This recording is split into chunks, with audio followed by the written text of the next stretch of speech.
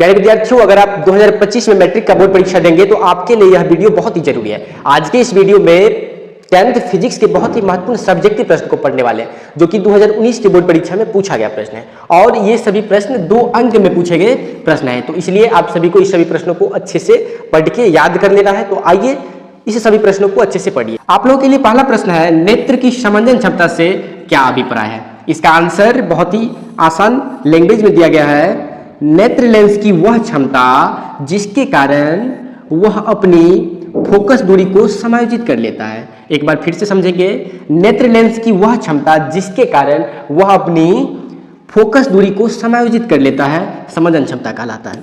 ठीक, एक पॉइंट है, सामान्य अवस्था में नेत्र लेंस की समंजन क्षमता 4 डायोप्टर होती है। इस तरह के प्रश्न ऑब्जेक्टिव प्रश्न बन सकते हैं कि सामान्य अवस्था में नेत्र की समंजन क्षमता कितनी डायोप्टर होती है। तो इसका आंसर आपको बता देना है कि 4 डायोप्टर। चलिए अगला प्रश्न की तरफ पढ़ते हैं।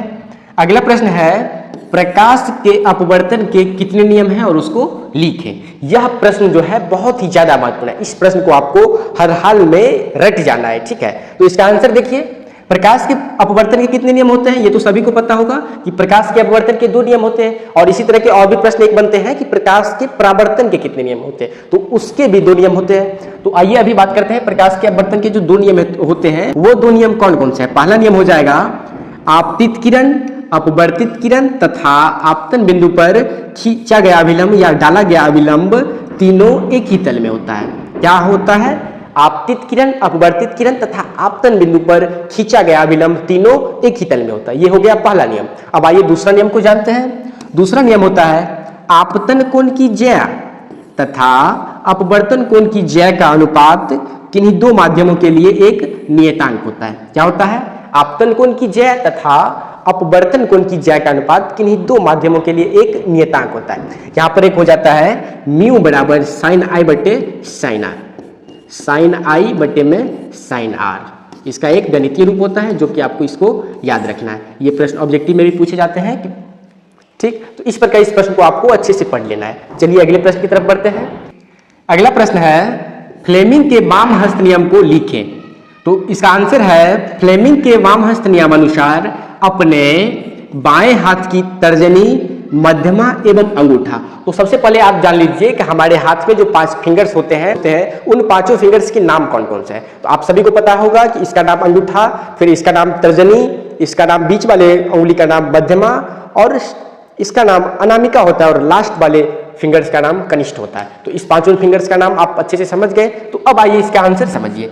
अपने बाएं हाथ की तर्जनी, तर्जनी मतलब इसको, मध्यमा एवं अंगूठे को परस्पर लंबवत इस प्रकार फैलाएं कि यदि तर्जनी चुंबकीय क्षेत्र की दिशा, मतलब हमारी तर्जनी जो है चुंबकीय क्षेत्र की दिशा को रिप्रेजेंट करे एवं मध्यमा धारा की दिशा को दर्शाता है, तो अंगूठा धारावाही चालक पर लगे बल की दिशा को व्यक्त करेगा।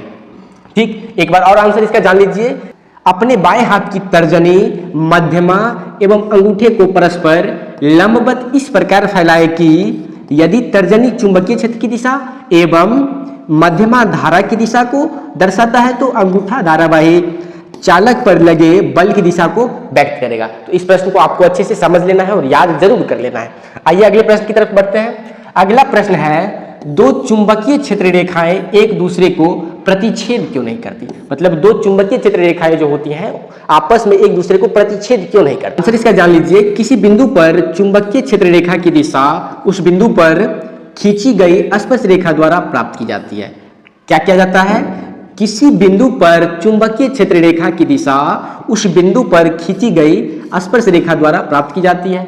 यदि 2 चुंबकीय क्षेत्र रेखाएं परस्पर किसी एक बिंदु पर प्रतिच्छेद करती है तो उस बिंदु पर 2 अलग अलग दिशा प्राप्त होती है। क्या होती है? अगर 2 चुंबकीय क्षेत्र रेखाएं आपस में दोनों प्रतिच्छेद करती है तो उस बिंदु पर 2 अलग अलग दिशा प्राप्त होती है, जो कि संभव नहीं है। इसलिए 2 चुंबकीय क्षेत्र रेखाएं आपस में एक दूसरे को प्रतिच्छेद नहीं करती है। इसी तरह के डेली क्वेश्चन बैंक सॉल्यूशन के लिए हमारे यूट्यूब चैनल को सब्सक्राइब जरूर करिए।